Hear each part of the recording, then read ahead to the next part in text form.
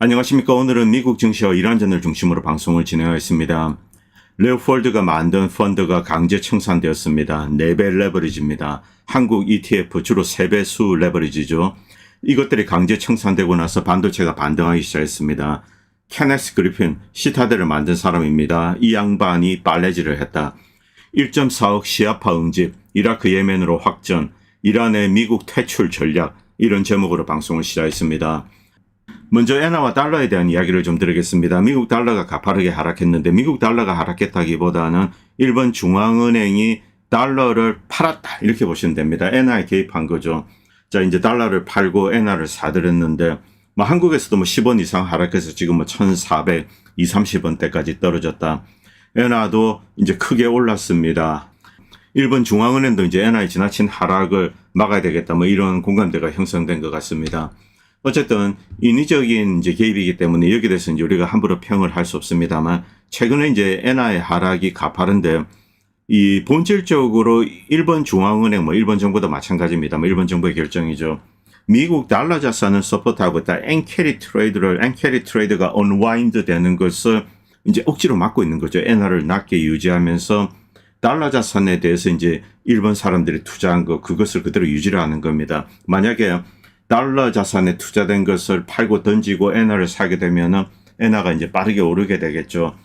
지금까지 이제 일본 중앙은행과 일본 정부는 미국 달러 자산을 서포트하는 데 노력을 해왔습니다만, 여기에 이제 어느 한계에 부딪힌 것이 아닌가 이렇게 볼 수 있습니다. 이것이 당장 이제 엔캐리 트레이드 언와인드로 이어질 것인가. 그러나 다카치 정부는 이 정부 이제 정책 기조를 바꾸지 않았습니다. 엔화를 억누르고 많은 이제 엔화를 찍어서 시중에 푼다는 겁니다. 내수 경기를 부양하고 수출을 독려하고 관광객들이 와서 돈을 쓰게 만들고 이제 달러를 서포트하면서 미국의 달러의 지상을 지탱을 하는 거죠. 이게 강제적인지 아니면 반강제적으로 하는지 그런 것은 모르겠습니다만, 어쨌든 이 다카치 정부는 그 기조를 바꾸지 않았습니다. 그래서 이번에 개입은 일시적인 개입이다. 일단 이렇게 보시고 좀 지켜봐야 될 것 같습니다. 이 달러의 위상, 미국은 이란전에서 달러 이제 위상의 치명타를 맞았습니다. 사실 이 로전 같은 경우는 유럽의 문제입니다. 유럽과 이제 러시아 사이의 전쟁이고, 물론 미국이 개입을 했습니다만, 이란의 경우는 미국과 이란의 전쟁입니다. 이거 누구도 부정할 수 없습니다. 여기서 이 제프 커리라는 경제학자가 이런 이야기를 했습니다. 골드만삭스에서 원자재를 담당했는데, 이 페트로 달러 시스템의 중요성에 대해서 일반 이제 청중들에게 이렇게 일깨워 준 겁니다. 미국의 달러 시스템은 중동 지역에 허존하고 있다. 그런데 중동에서의 키가, 이 핵심 코어 요소 중에 하나가 호르무즈 해협인데, 이것을 지금 이란이 장악을 하고 있습니다. 이것을 이란에 넘긴다. 이건 전술적 후퇴가 아니다. 이 달러의 이제 리저브 커런시로서의 지위를 상실하는 것, 이것을 의미한다는 거죠. 페트로 달러 시스템 때문에 미국이 이득을 보고 있다. 스위스를 예를 들겠습니다. 스위스는 전 세계에서 이제 가장 안전한 통화로 평가되고 있죠. 이 스위스 사람들이 집을 살 때 30년 고정금리로 모기지 대출 이자가 0.5%에 빌린다는 겁니다. 거의 그전과 다름없습니다. 세금은 물론 내겠습니다만, 주택 관련된 세금. 자, 이 정도 내면은 그냥 아무나 다운페이 조금만 하고 집을 살 수 있다는 거죠. 스위스 사람들 땅도 넓고 인구가 적기 때문에 가능하다고 생각됩니다만, 이것은 세계에서 이제 부호들이 자신의 자산을 지키기 위해서 스위스 은행에 돈을 맡기기 때문에 그런 겁니다. 그래서 이제 스위스 은행이 강해지는 거죠. 자, 이 미국 역시 이제 그런 효과가 있습니다. 미국은 리저브 커런시로서 세계에서 여러 가지 이제 불안한 사건이 터지고 이러면은 다이렉트로 이제 미국에 이렇게 파킹을 하고 마이애미 집을 사두고 주식을 사두고 미 채권을 사두고 이렇게 합니다. 자, 이것이 이제 미국 달러를 서포트 하는데 페트로 달러 시스템이 무너지게 되면 어떤 일이 벌어질까 한번 생각해 봐라. 이 미국은 멀로 독트린, 이제 돌로 독트린에서 이제 중남미 남미는 미국의 영역이야. 아직까지 중남미 남미에서 미국의 군사력에 저항할 수 있는 그런 능력을 가진 그런 국가는 없습니다. 러시아나 중국은 저 멀리 떨어져 있죠. 그래서 미국이 이제 마음 놓고 유리는 할 수 있습니다만, 그런데 이제 이것도 한계가 있습니다. 이 이야기는 다음에 남미 방송 때 또 하겠습니다. 그러나 이 중국이나 러시아나 다른 국가들이 중남미 남미에 와서 군사적으로 미국의 움직임을 제어한다. 이건 불가능하죠. 이건 누구나 다 아는 이야기입니다. 그런데 아시아나 유럽 그리고 이제 우크라이나 마찬가지입니다. 여기서 미국 마음대로 할 수가 있는가? 그렇지가 않다는 거죠. 중국도 있고 러시아도 있고 또 이란도 있고 이렇습니다. 이번에 이제 호르무즈 이것이 얼마나 중요한가 여기에 대해서 이제 다시 한번 일깨워줬습니다. 이 양반이. 그리고 아틀란틱 지에서도 이런 기사를 올렸는데 이란전이 한창일 때 유가가 이제 그렇게 크게 오르지 않았습니다. 다른 사람들 뭐 150불, 200불 이렇게 예측했습니다만 한 120불대에서 이렇게 억눌러졌습니다. 여기 결정적인 기여를 한 나라는 중국입니다. 미국이 아닙니다. 미국은 전략 비축류가 한계 거의 뭐 바닥을 보이고 있었기 때문에 여기 이제 대량의 이 석유를 푼 나라 그리고 석유 수입을 중단한 나라가 바로 중국입니다. 이 중국이 중동 지역에서 석유를 사오지 않고 이제 전략 비축류를 이렇게 대거 푼 거죠. 트럼프 대통령이 요청을 해서 그런 겁니다. 이 중국 역시 이 이란전이 빨리 끝날 것이다 이런 예상을 했던 것 같습니다. 뭐 그렇기 때문에 이제 전 세계 뭐 중국 자신을 보호하는 측면도 있습니다만 세계 경제가 침몰하는 것 이것은 중국에 좋지 않습니다. 중국은 여전히 수출에 의존하는 그런 국가입니다. 물론 뭐 내수가 있습니다만 미국이나 일본처럼 내수 시장이 거대해서 이 어떤 이 수출이 줄어들었을 때 경제적인 충격을 감당할 수 있는 그런 나라는 아직 아닙니다. 이건 뭐 이 경제 전체 이 파워보다는 어느 정도 포션이 이제 수출에 의존하고 있나 내수에 의존하고 있나 이 차이입니다. 중국에는 아직 이제 가난한 사람들이 많이 있죠. 자, 그래서 중국은 세계 경제 붕괴를 막기 위해서 전략 비축류를 대거 이제 방출하고 그리고 중동 지역에서 이제 석유 수입을 중지했습니다. 그래서 이제 유가가 낮게 유지가 된 겁니다. 그런데 앞으로는 이게 힘들다는 거죠. 중국도 많이 풀었고 그리고 미국은 이제 전략 비축류가 거의 바닥에 도달했습니다. 그리고 앞으로 이제 중동 지역에서 전쟁이 만약에 계속 진행되면은 이것은 언제 끝날지 알 수가 없는 거죠. 이미 미국은 여러 차례 약속을 어기고 계속 이제 이 휴전 중 협상 중 이때 이제 공격을 했습니다. 그래서 누구도 미국을 믿지 않습니다. 자, 그리고 반도체 이야기, AI 이야기로 돌아오겠습니다. 여러분들 이제 뉴스에서 보셨겠지만 이 레오폴드 이 친구 이제 젊은 친구인데 뭐 처음에 이제 이 양반도 돈 번 것도 있지만은 이제 전 세계 이제 개미들 이 AI와 그리고 반도체 이것과 연관된 종목들에 대해서 이제 뭐 거의 이제 종교 교주처럼 이렇게 설파했습니다. 그래서 미국에서도 많은 젊은이들이 이 양반 펀드에 이제 돈을 맡겼습니다. 뭐 한국의 이 반도체 이제 레버리지 ETF와 똑같습니다. 이런 일이 터지면은 제가 이제 안타까운 것은 늘 피해자들은 큰 손이 아닙니다. 대부분 개미들이죠. 미국의 젊은 청년층들 이제 20대, 30대 이들이 이 레오폴드 펀드에 이제 돈을 맡긴 거죠. 한국 사람들은 자기 계좌 트고 이제 레버리지 ETF에 들어간 겁니다. 이 두 개가 물론 뭐 유럽에도 있고 일본에도 있고 뭐 대만에도 있습니다. 그런데 사이즈가 가장 큰 것은 이 미국 그리고 이제 미국이 아무래도 돈이 많죠. 그리고 이제 한국도 있는데 인구 대비는 이제 한국이 엄청납니다. 이 두 개가 이제 거의 뭐 강제 청산되었습니다. 한국 이 레버리지 ETF 그리고 이제 어제 이제 레오폴드 이것 관련된 뉴스가 이제 오르기 시작했는데 얘네 펀드가 이제 청산이 되면서 그냥 이제 뭐 가격이 수직 하락했죠. 그리고 싸게 이제 이렇게 주워 담은 세력들은 역시 이제 해치 펀드들입니다. 레오폴드 강제 청산 그리고 한국의 ETF 강제 청산 이것 덕택에 이제 주가가 바닥을 찾고 지금 반등하기 시작했습니다.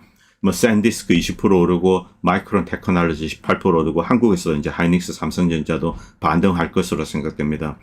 자, 이것을 보고 이제 우리가 이 앞으로 미래 주가가 어떻게 될 것인가? 통상적으로 이 레버리지 세력들이 강제 청산당한다. 이제 위아래로 크게 흔들면서 강제 청산당합니다. 그러면은 악성 매물은 사라지게 됩니다. 그래서 이제 반등이 나오게 되겠죠. 그리고 뭐 한국도 사실 상승분에 이 하이닉스 같은 경우는 66% 정도 내렸기 때문에 피보나치 선을 때렸습니다. 그래서 이제 반등, 뭐 이제 한 50% 많이 오르면은 이제 한 33% 이 정도 레벨까지 오를 수는 있습니다. 그런데 그 이후 어떻게 될 것인가? 자, 반등이 오고 상승을 합니다.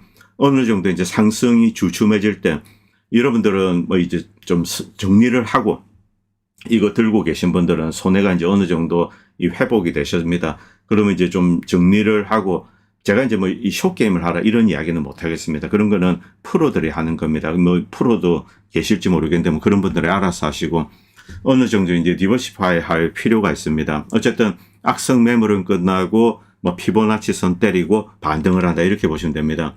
자, 뭐 짐 크레이머 같은 애들은 이제 이번이 진짜 바닥이다. 이제 반등한다 뭐 이런 식으로 이야기를 하죠. 그런데 물론 뭐 반등이 좀 지속될 수 있습니다. 그러나 이 이야기에 대해서 저는 이제 반대하고 있습니다.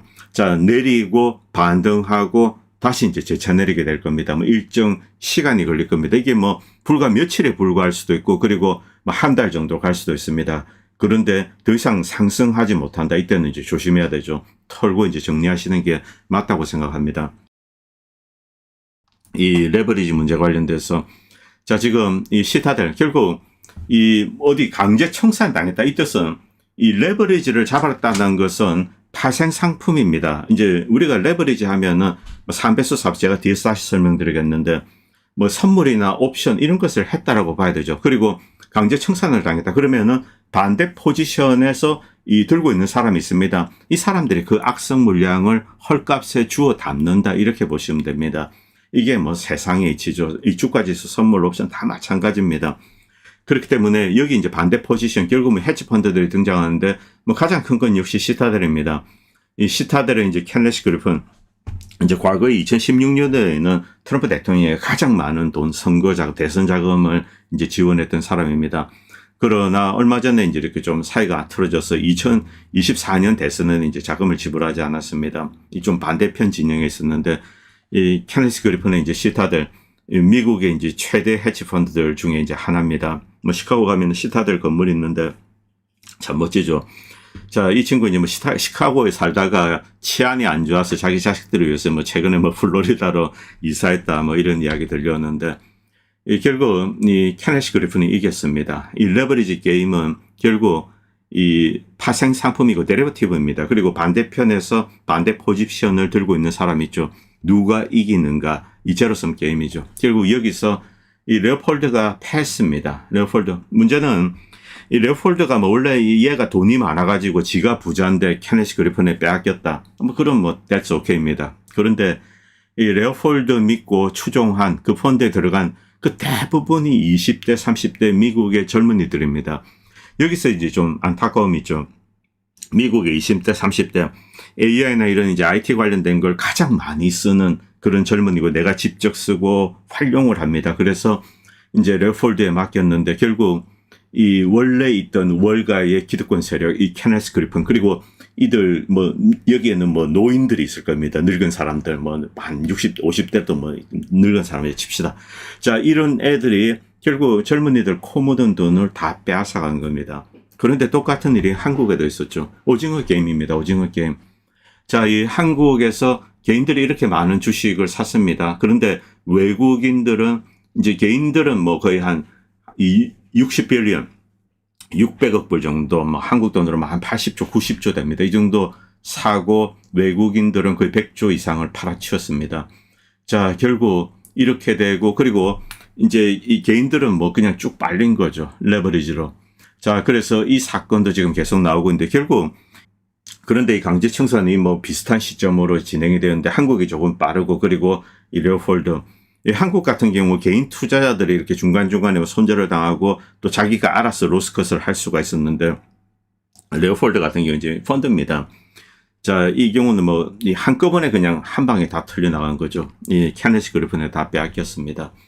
자, 그리고 이제 파이낸셜 타임즈도 이 기사가 올라왔는데, 이걸 또 뭐 제가 여기에 뭐 가입을 안 했기 때문에 그냥 이렇게 봤습니다. 이 송미경 씨 뭐 재산 많이 빼앗겼다, 3억 원 날렸다, 뭐 3억 원 수익을 냈다가 또 이제 60% 손실로 받겠다, 뭐 이런 식의 이야기들, 기사들 올라오고 있습니다.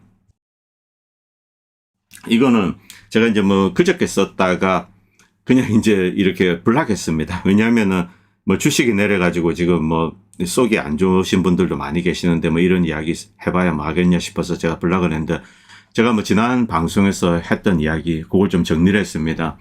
자, 한국의 이 개별주 레버리지 ETF 상품이 어떻게 구성되어 있는가. 레오폴드 같은 경우는 4배수입니다. 그런데 한국은 3배수죠. 자, 이렇게 한국에서 만들었다, 이게 한국 투신사가 만들었다, 뭐 이렇게 뭐 정부가 만들었다, 이게 아닙니다. 미국에서 이걸 만들어주고 한국이나 레오폴드가 그것을 받아서 여기에 투자자를 모집을 한 겁니다. 반대편에서 미국에서 이 월가에서 반대 포지션을 잡는 세력이 있다는 거죠. 제가 이제 그저께 쓴 글인데, 자, 여기 보면은 한국의 ETF를 이렇게 뒤져보면은 상품이 어떻게 구성되어 있는가, 이걸 제대로 공개하고 있지 않습니다. 주로 이제 작동 원리는 공개합니다. 어떻게 되면 수익이 나고 내리면 손실이 나고 마진콜은 이때 발생한다. 하이닉스 3배수 1억을 집어넣는다. 그러면 이제 투신사가 하이닉스 3억치를 사는 게 아닙니다. 미국의 반도체 레버리지 ETF, 이 레오폴드는 AI 반도체 믹싱입니다. 자, ETF, ELS 등 레버리지에 가입한다. 이때는 이 상품은 본질적으로 파생 상품입니다. 데리버티브입니다. 언더라잉 에셋이 따로 있고 금융공학적으로 엮어서 이 판매를 하는 거죠. 1억이 그냥 이제 집어넣으면 그게 3억으로 둔갑하지 않습니다. 자, 여기에는 데리버티브가 필요하죠. 자, 3배수 1억을 가입하면 현물 5천 정도 넣고 나머지 5천은 월가와 미국 금융기관 혹은 반도체 관련 ETF 등 파생 상품에 가입을 합니다. 이건 여러 가지 미국의 다양한 이 파생 상품이 있습니다. 그리고 한국 투자사는 리스크를 중립으로 만들죠. 수수료 수입이 목적입니다. 미국에서는 이제 반도체 관련 상품, 반도체 개별주, 원주 ADR, 그리고 여러 가지 이제 이 파생 상품을 엮어서 무언가 만들게 되겠죠. 자, 이것을 한국의 반도체 개별주와 이제 코리레이션, 상호 연관 관계, 그리고 가격 민감도 이런 것을 고려해서 적당한 비율로 섞어서 이제 만들고 상품을 디자인하고 한국에 팝니다.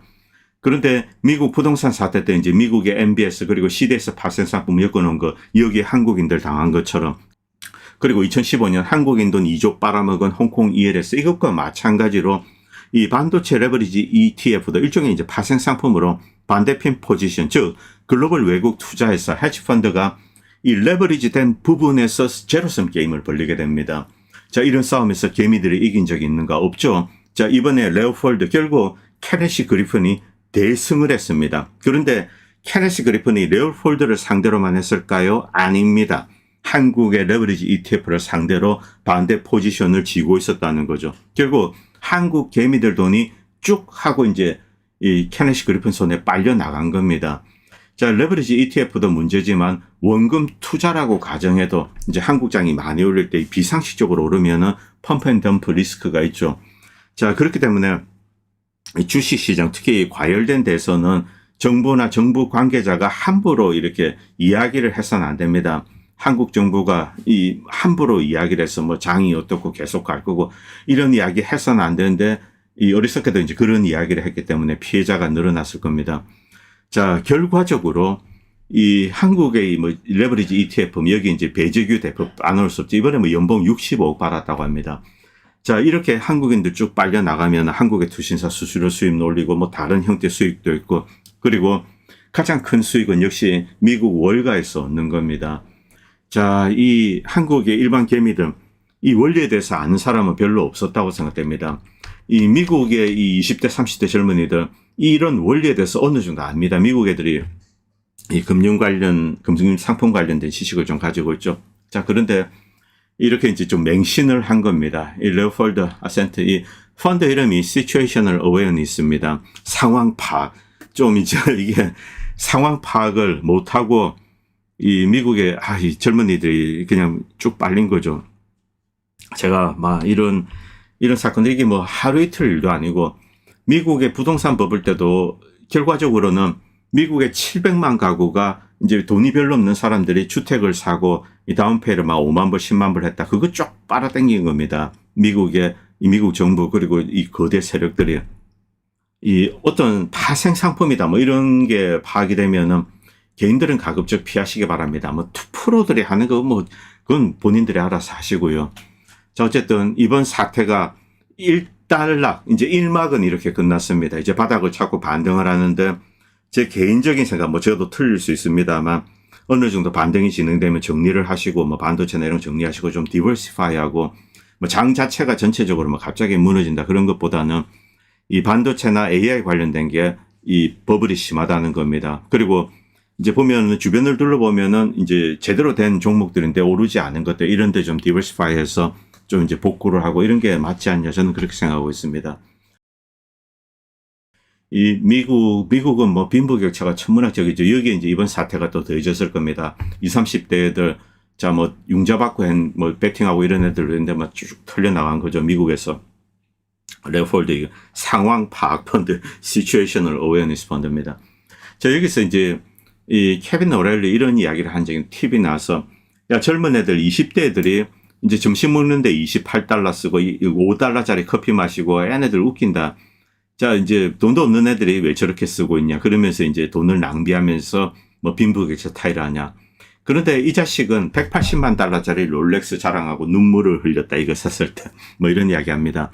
얘네들은 미국의 서민들을 인간으로 보지 않습니다.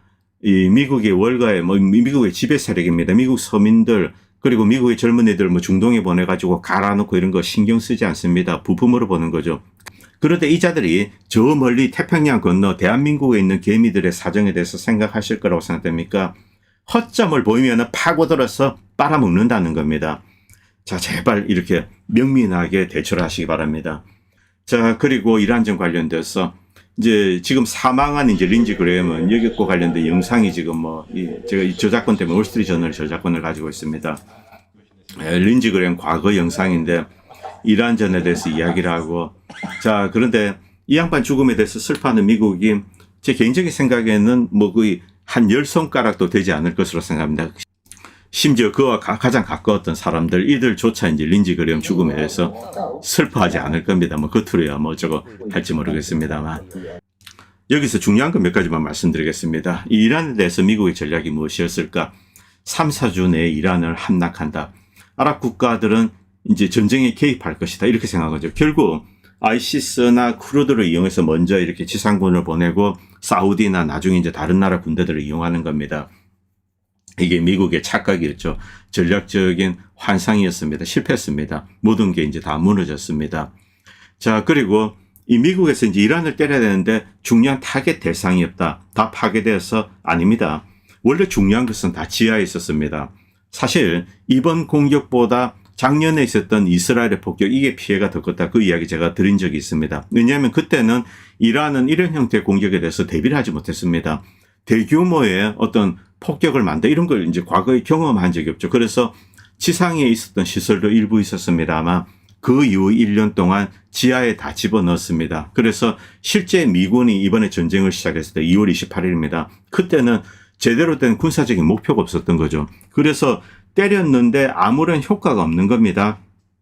그래서 화풀이용으로 이제 저기 테란이나 민간 지구에 이제 폭격을 한 거죠. 그런데 그렇게 할수록 국민들이 더욱더 뭉칩니다. 그리고 미국이 기댔던 것은 현재 정권의 반감을 가지고 있는 인구의 한 3분의 2 정도 되는 페르시안들입니다. 이 인종적으로 페르시안들 그리고 한 40%가 범투르크계입니다. 뭐 쿠르드, 뭐 아제리 다 있는데 이제 범투르크계로 할 수 있습니다. 그리고 이제 발루치스탄 이쪽 있죠. 자, 이들이 이제 아무래도 이제 이 범투르크가 조금 이제 인민혁명 수비대 이런 데 좀 많이 있습니다. 자, 이 페르시안들을 이렇게 이제 시대로 밀어내는 건데 테란을 두들겨 봤더니 죽는 사람은 뭐 태반이 그냥 페르시안들입니다. 그래서 페르시안들이 미국에 대해서 이제 부글부글 끓고 정부를 중심으로 뭉쳤죠. 여기서 이제 전략적으로 완전히 망가져진 겁니다. 이란을 굴복시킬 수 있는 방법이 현실적으로 없다는 거죠. 여기에 미국이 가지고 있는 군사력은 매우 제한적입니다. 자, 이거 이미 이제 전쟁은 끝났다는 거죠. 그런데 이란은 전략적인 뎁스를 가지고 있습니다. 이란 자체가 하나의 거대한 덩어리죠. 미국은 원정군으로서 기지에 의존하고 있는 그런 뭐 용병과 같은 집단입니다. 여기에 계속 두들기게 되면 결국 미국의 작전 능력이 급속히 쪼그라들게 됩니다. 이란은 그렇지 않습니다. 이란은 여전히 덩치 큰 이제 이런 상태에서 동굴에 숨어 왔다 갔다 하는 거죠. 그래서 이 전쟁의 승패는 이미 끝났다는 거죠. 미니샤미 교수도 이야기하지만 미국의 이 위협을 실존적인 것으로 보고 있다. 그래서 죽을 때까지 싸울 것이다. 뭐 죽을 때까지 싸울 필요도 없습니다. 뭐 이미 전쟁은 거의 이제 이 미군 시설이 파괴가 되면 더 이상 수행할 수 없는 그런 상태로 가는 거죠. 자, 여기서 이제 타겟이 없다 이런 이야기를 하는데 이 전쟁 시작 전에도 사실은 그랬습니다. 뭐 전쟁 시작되고 싹 숨어버린 거죠. 그리고 이란은 어느 정도 미국이 때릴 거다 이걸 알고 있었습니다. 군 자산들이 모였기 때문에 그렇죠. 이 전략적인 피해를 입힐 수 없기 때문에 이런 상태로 계속 끌게 되면은 결국 호르무즈 해협을 열지 못한다는 것은 더욱더 명확해진다는 겁니다. 그리고 계속 이제 GCC 국가들이 파괴되고 있습니다. 이 GCC 국가들에 있는 시설들 이건 다 그냥 오픈 필드에 있는 겁니다. 이란이랑 지형적으로 게임이 되지 않죠. 이란이 고지를 점령하고 있습니다.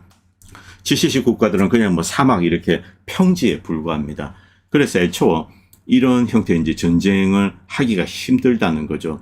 자, 트럼프 대통령 지난주에 어쨌든 이제 공격 중단을 선언했습니다. 왜냐하면 주말에 다들 이제 공격을 할 거다 기대를 했는데 포기를 한 거죠.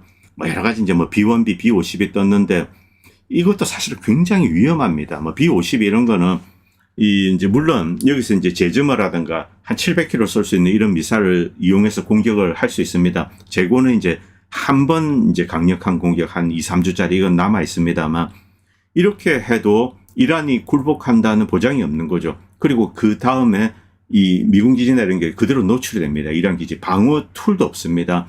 그리고 요르단까지 후퇴를 했는데 요르단까지 이란의 미사일이 매우 정교하게 떨어지는 거죠. 싸울 수가 없었습니다. 그래서 일단 물러섰습니다. 이제 회담을 한다, 오만을 통해서 이야기를 한다, 뭐 이렇게 나왔는데 그 다음에 갑자기 이란이 먼저 이제 성공을 가했습니다. 이게 아직 정확하지 않습니다. 왜냐하면은 이 전쟁을 끄려는 세력들이 의도적으로 유도했을 가능성이 높죠. 그렇기 때문에 그래서 여기에 대해서 이제 좀 확인을 해야 되는데 어쨌든 미국은 이란이 먼저 때렸다. 그래서 이제 보복하겠다. 그래서 다시 이제 주고받기를 시작했습니다.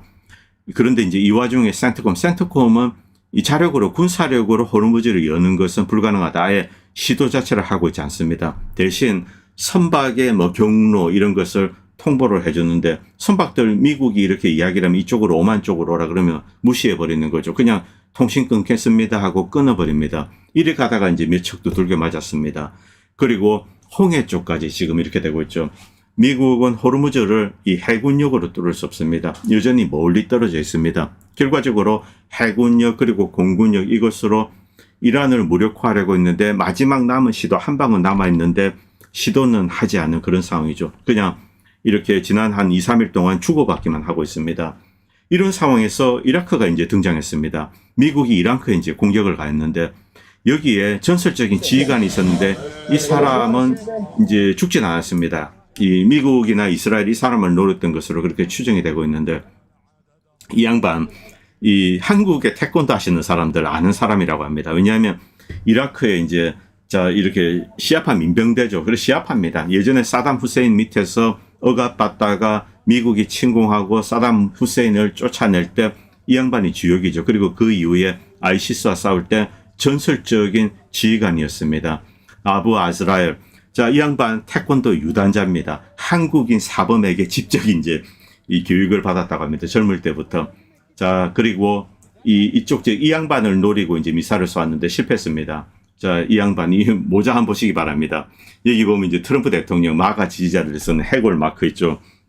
이 양반 미국이랑 친합니다.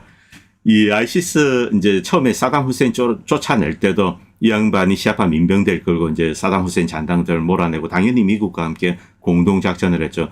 그 다음에 아이시스랑 퇴치할 때, 뭐 그때 당연히 미국은 뒤에서는 이제 아이시스를 지원을 했습니다만, 뭐 겉으로는 어쨌든 이제 아이시스와 싸웠습니다. 그래서 이제 아직 이제 이 마가의 해골 모자 쓰고 있습니다. 이 미국 특수부대 마크죠. 자, 어쨌든 이런 상황에서 갑자기 이제 이 양반의 공격을 가했다. 이 뜻은 이라크 PMF를 노린다는 겁니다. 그런데 이라크 PMF는 20몇만입니다. 20몇만. 이라크에 미군이 얼마 있습니까? 7,000명도 안 됩니다.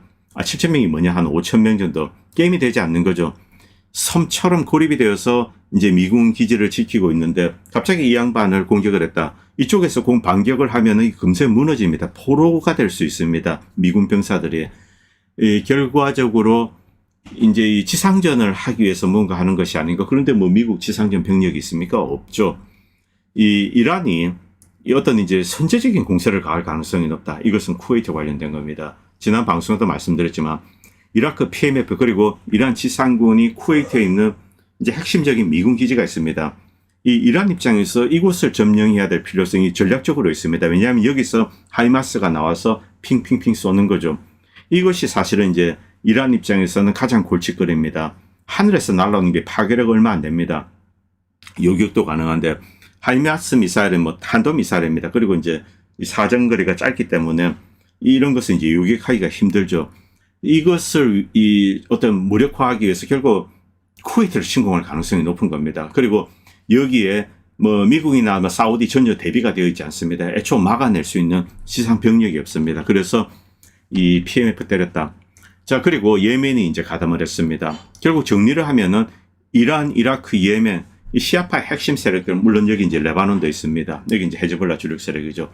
시리아도 일부 있고, 바레인, 사우디아라비아, 쿠웨이트. 이 GCC 국가들에 있는 이제 이 시아파, 이들은 내부 반란이 이제 가능한 그런 위치에 있습니다. 그리고 이제 주력 국가들, 이란, 이라크, 예멘, 이들은 바로 이제 산재에 있는 미군 혹은 이제 사우디에 이렇게 공격을 가하는 거죠. 지금 뭐 사우디가 먼저 때렸다, 미국이 먼저 때렸다, 아니면 예멘이 먼저 때렸다, 뭐 설왕설래 하는데 조금 좀 기다려 보겠습니다. 왜냐하면 이 예멘은 사우디가 먼저 때렸다고 이야기하지만 사우디가 때릴 수밖에 없는 그런 상황을 예멘이 만들었을 수도 있습니다. 이 결국 시아파 순위 이렇게 되는데 이런 상황이면은 이제 이 암체오르드가 이야기한 걸 말씀드리겠습니다. 만약에 미군이 없다 이렇게 가정하면은 한 일주일이면은 이란군이 리야드를 점령할 거다 이런 이야기 한 적이 있습니다. 그 정도로 사우디와 이란 자체는 전쟁이 되지 않습니다. 강한 공군력을 가지고 있다. 그런데 이란은 사우디나 이런 국가들의 공군기지를 무력화할 수 있는 수단을 가지고 있습니다. 뭐 한 24시간 내 기지를 사용할 수 없도록 만드는 거죠. 전투기들은 도망을 가야 됩니다. 뭐 이스라엘이든 요르단이든. 이 팔레스타인서가 이런 이야기인데 지금 시아파 준동을 보면서 이란의 제국주의적인 본능이 살아난 것이 아닌가. 페르시안 제국 이걸 떠올릴 수 있습니다. 1979년 이란 회교혁명이 일어났을 때 미국이 가장 걱정했던 것은 공산 세력으로 변화되는 것이 아닌가. 왜냐하면 회교혁명 주축에 자 이제 호메이니가 있고 그리고 공산 세력이 있습니다. 이들이 이란을 이제 그때 소비에트 체제로 넘긴다. 이런 것을 가장 걱정을 했습니다. 이것을 의식했는지 모르겠습니다만 이 호메이니가 공산 세력을 무자비하게 탄압을 했습니다. 거의 뭐 도륙을 해버렸죠. 그래서 호메이니가 미국에 이렇게 손을 내밀었다. 뭐 이렇게 보는 사람도 있습니다. 그리고 여기에 어떤 이제 미국과의 리에존 역할을 했던 사람이 솔레이마니다. 이런 이야기를 이제 뭐 두 군데서 들은 적이 있습니다. 한 사람은 이제 이란 뭐 지금 디아스포라죠. 디아스포라인데 지금 체제에는 반대합니다만 과거에 이제 좀 높은 직에 있었는데 뭐 지금은 돌아가셨습니다. 이분은 이 솔레이마니가 미국과 호메니 사이에 리에존 역할을 했다. 그리고 똑같은 이야기를 미국 하원의원이 했습니다. 전 하원의원인데 터커 칼슨 방송에 나와서 이 솔레이마니는 미국의 친구다. 솔레이마니 덕택에 미국이 이란에 대해서 어떤 부탁을 하고 이란이 그것을 들어주고 미국의 전략적인 위치에 도움이 되고 중동 지역에서 미국의 전략에 도움이 되고 이런 이야기를 미국의 하원의원이 한 적이 있습니다. 그러나 공식적으로 이것은 확인이 되지 않습니다. 다시 돌아와서 이 트럼프 대통령 네타냐후와 회담을 하는데 뭐 트럼프 대통령이 네타냐후에 대해서 좀 뭐 이 불쾌감을 드러냈다 뭐 이런 루머도 있는데 우리가 알 수가 없죠. 그리고 이 서구 미국 마찬가지입니다. 인식론적인 위기 상황 파악을 못한다는 겁니다. 이 시츄에이셔널 어웨어니스가 없는 거죠. 레오폴드 펀드처럼. 이 위기 문제는 양적인 계산을 하지 못한다는 거죠. 미군이 중동 지역에서 이란을 군사적으로 상대해서 이 전략적인 목표를 얻을 수 있다. 수적으로 양적으로 불가능하다. 이건 계산기를 두드려 보면 바로 나옵니다. 그런데 여기에 대한 인식이 없는 거죠. 마찬가지로 대만입니다. 대만에서 미국이 대만과 그리고 옆에 뭐 일본이나 필리핀 이런 것을 모아서 중국을 막아낼 수 있다. 수학적으로 불가능합니다. 그런데 미국은 할 수 있다라는 착각에 빠져 있는 거죠. 이 서구 사회가 이 인식론적으로 붕괴가 되어 있다는 겁니다. 우크라이나 역시 마찬가지입니다. 우크라이나를 이용해서 러시아를 파괴하는 게 가능하나 결국 우크라이나는 파괴되고 대부분이 이 러시아 영향권 안에 넘어갈 가능성이 높습니다. 이 러시아가 갈리시아 지방, 뭐 르볼프죠. 이런 데는 뭐 이 폴란드에 떼줄 그럴 의사를 비친 것 같은데 뭐 그렇게 될 가능성이 높다고 생각합니다.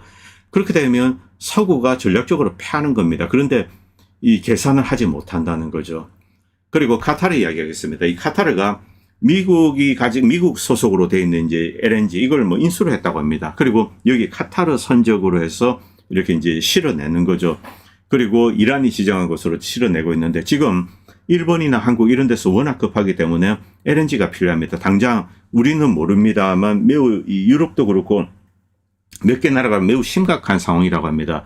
그래서 이 빼내는데 여기에 대해서 이 이란이 별다른 이야기를 하지 않았습니다. 뭐 이런 경우는 대부분 카타르가 몰래 이란에 이제 준 것으로 그렇게 보시면 됩니다. 그리고 이 이야기 사람들이 하지 않더군요. 제가 누차 반복하는 이야기입니다.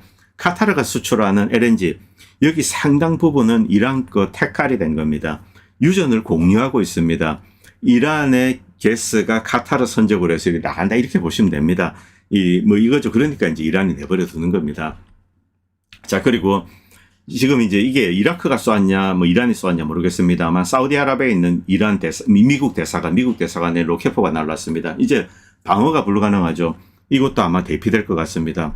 대사관입니다. 미국 영토입니다. 여기에 공격을 가했죠. 이란, 이제 두려워하지 않고 미국 시설, 미국과 관련된 거, 그리고 며칠 전에 선제 공격을 했다고 이제 미국이 이야기를 했기 때문에 맞다면은 이란이 매우 대담하게 나선 겁니다. 그리고 이집트에 있는 이제 미국 소유입니다. 여기 이제 LNG 관련된 거 플랫폼, 여기도 때렸습니다. 선박, 그리고 LNG 관련된 시설 때렸는데 이것은 미국 자산에 다이렉트로 공격을 한 겁니다. 이란이 미국을 상대로 성공을 한 거죠. 이란이 과거에는 미국이 때리면 반격을 하고 받고 주고 했는데 이제는 주고 받고로 바뀌었습니다. 자, 심각한 상황이죠. 미국이 군사적으로 이란에 대해서 추가적인 조치를 취할 수 없다. 이것을 이란이 간파하고 완전히 이제 밀어내겠다. 물론 미국이 완전히 나가고 그러지 않습니다. 여기 있는 미국 자산이 얼마인데 여전히 이 페트로달러 시스템의 중요한 축이죠. 축이 아니고 메인이죠. 몸통입니다. 그래서 미국이 만약에 이란에 이제 여기 있는 자산을 지키기 위해서는 이란에 굴복을 한다. 이란의 요구 조건을 받아들이는 겁니다. 아니면은 계속 전쟁을 하는가. 바로 이 갈림길에 있는 거죠. 미국 역시 이란에 대해서 간헐적인 공격을 하고 이란 역시 반격을 하고 이제 받고 주고받고 하고 있습니다.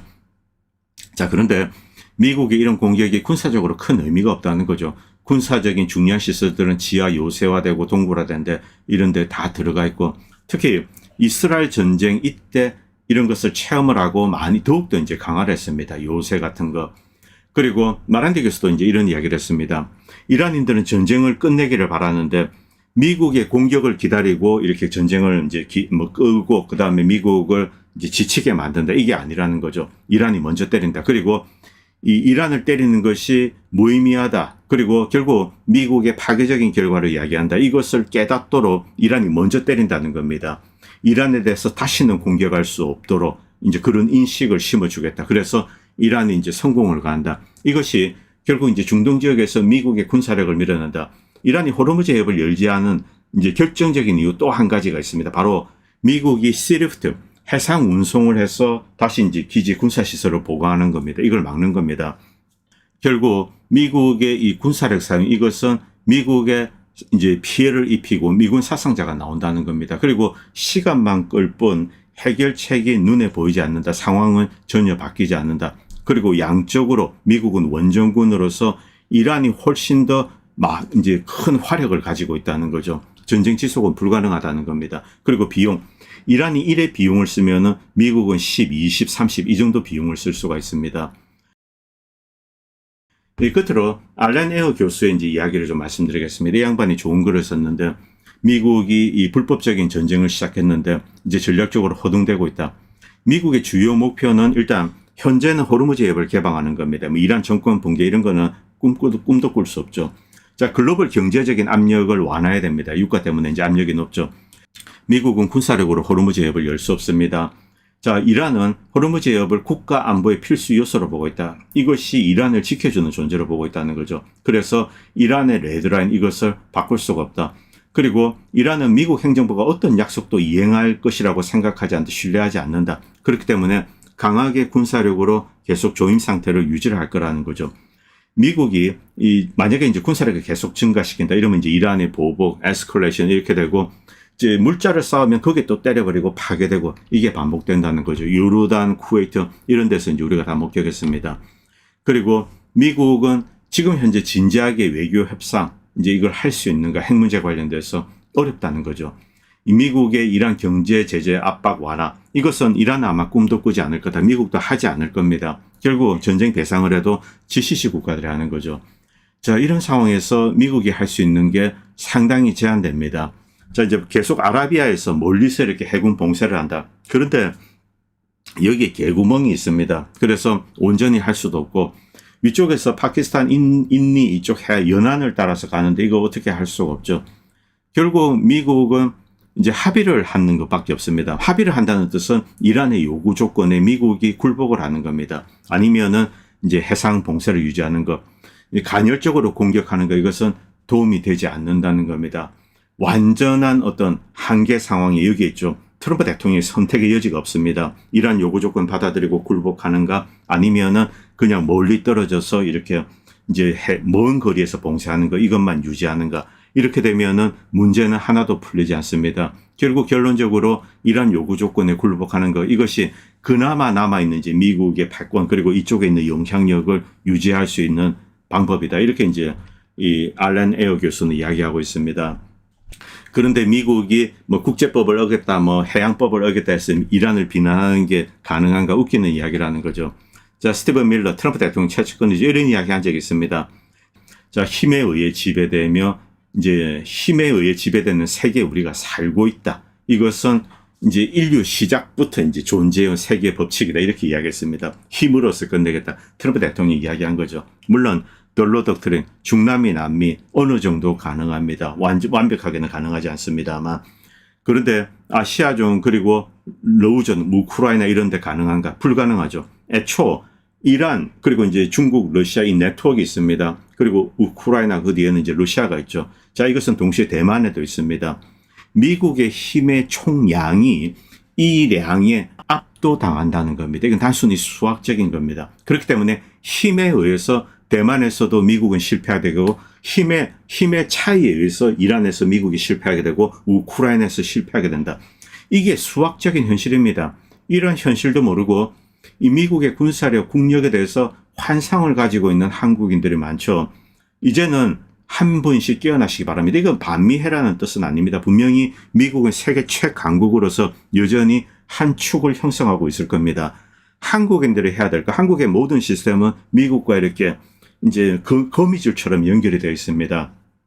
자, 그런데 한국은 미국의 대리군으로서 불장난의 불쏘시개로 활용돼서는 안 됩니다. 이것은 한국이라는 작은 사이즈 국가를 파멸로 이끌게 됩니다. 자, 미국과 영향력은 뭐 이렇게 관계는 유지하되 생존을 하기 위해서는 어리석은 전략적인 선택을 해서는 안 됩니다.